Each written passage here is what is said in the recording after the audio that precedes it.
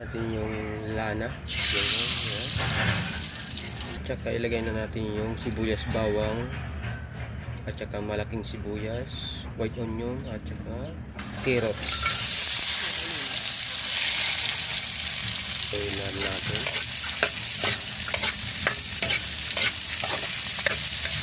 Yummy. Sulit na sulit mga kaaril. Kaya na natin yung sayote. Fresh na fresh. Haluin na natin. Mga kaaril. Magic. Sarap. Ayan, lagyan na natin ng asin.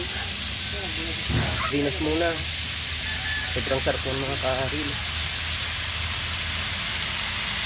Haluin na natin para sarap.